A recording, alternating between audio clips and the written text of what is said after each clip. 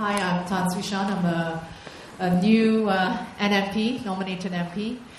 I first voted when I was about your age. I was in university in England, and I couldn't believe that as a Singaporean I was actually allowed to vote in England. And like most first-year university students, I was liberal, fairly left-wing, very passionate, very idealistic, and so I voted Liberal. And, next 3 years, lots of debate, lots of argument with my schoolmates, my professors, and I never got a chance to vote again. Not till last year. And I think, GE 2012 really did bring about some changes, primarily driven by Singaporeans' deep-rooted desire to be heard, to have a voice, and to honestly say, I have one man or one woman, one vote. And I think that came out loud and clear last year. To your point about the budget being a lot more inclusive, that's true. 2012's budget could be arguably one of the more populist that we've seen in a long time. I think it appealed to all of us because it helped the people we wanted most to help, the aged, the sick, the disadvantaged, the handicapped. And that hit home with a lot of us. And that was good. The change of the old guard from the ruling party was another consequence of change that we saw. Frankly, when my peers and I were brought into Parliament, we said, well, what's expected of us? And I guess the expectations were, give us a hard time, right? We're here to be the voice of reason, I hope. Hopefully representing more voices amongst the Singaporean population. The NMP role is supposedly non-partisan. I don't get voted in by anyone. I should not be worried about what people say of me. I should have what I hope a longer-term good ideals that I think are right for this country.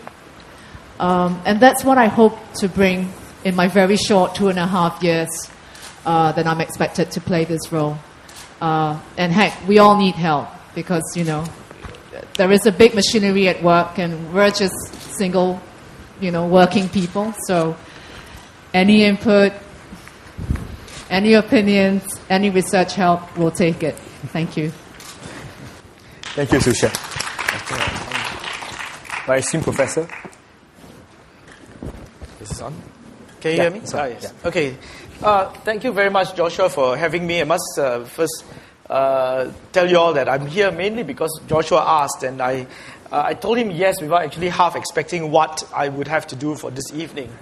And I kind of feel like, on the other side of the table, because we, as professors, we always used to be the ones asking the questions, and now I'm having to answer them. And unlike Joshua, who was a very good student, I'm going to be a very bad student by not really answering this question. Has anything really changed? Because I think that's the wrong question. I think the question that we need to ask is what has changed? Not that anything has changed. The reason why 2011 general elections was so electrifying, we see huge mass mobilization, people coming out, openly declaring what they would do, who they would vote. The reason we had all that was because what we are witnessing was a major generational shift in our demographics. You have a new generation. And I think many politicians around the world, including the PAP government, underestimate the power of generational change. It's not the same as a different generation. My children's generation is a very different generation from my generation. In our time, when and it's very different from your generation.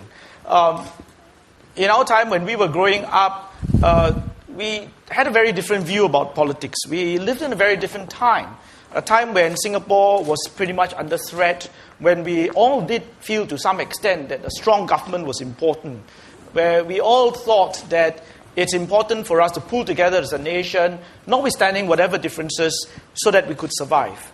I think this new generation doesn't quite feel the same way.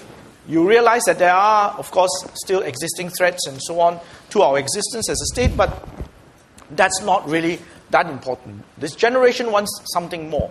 This generation is not a generation that grew up in a post-colonial era, where even as we were growing up, many of us had these ideas about, when you study English literature, you want to go to England and you want to, go to Oxbridge and so on.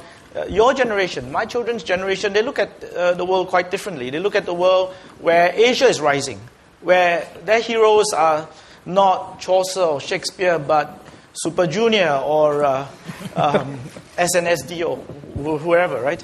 Now, it's a very, very different generation. My point here is very simple, that no politician, no political system can decide for future generations what they want. And what happened in 2011 was a combination of forces whereby a different generation actually stood up, right, along with a change in some of the older generation to say, we want something different. And that's what really changed.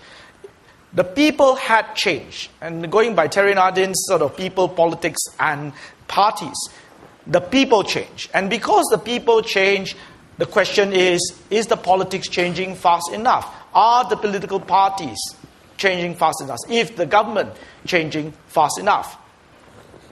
Increasingly, demands are being made on the political system. I think with the rise of the internet, and I think sometimes we may overplay this attribution that the internet is really the cause for so many things that have been changed. A student of mine recently just completed a on-the-ground survey of Aljunied constituency, actually. Right? He wanted to know about media effects. To what extent did the people on the ground rely on media, and what kinds of media in determining what party they would vote for in the general election? And the statistics, although the sample size was only about 100, but because it was a on-the-ground, face-to-face interview, I think even 100 tells you something. The majority, a huge majority, almost 80% of the people on the ground actually told him that even before they read conventional media, new media, they already knew which party they were going to vote for before the elections. In other words, the media had practically no effect on these people. So what does it tell you about the people and about what they are asking for? Obviously, by this time, people had begun to say, I want to change, I want something different, and I don't care what the media is going to tell me, I'm just going to vote that way. So what has happened, I think, in 2011 continues to happen, right? We have a generational change, and for that reason, perhaps Thomas Jefferson was quite wise. He said that every generation we should have a revolution. Of course, he didn't mean guns firing and hanging people and so on. He meant that it's a revolution in the way we govern, in the way we construct government and how we respond to the people. But going back to 2011 plus one, what has changed? Has anything really changed at all? And my answer to that is a qualified yes, things have changed. Perhaps maybe not as dramatically as one would have hoped. At the very beginning, it was quite dramatic because you saw the stepping down of SM, you saw 3 major cabinet ministers, probably the ones who were thought of as being the most unpopular stepping down, and having younger ministers coming to the fore. You saw greater engagement, and personally I can speak about this simply because I have been in the thick of it. One of my previous roles has been the president of Singapore Heritage Society, and one of the things, of course, we've been trying to protect and to preserve is the Bukit Brown Chinese Cemetery, right? What we can see is that quite clearly government officials are trying very hard to engage much more with civil society. I think the government itself is trying very hard by sending out somebody like Tan Chuan Jin through his Facebook.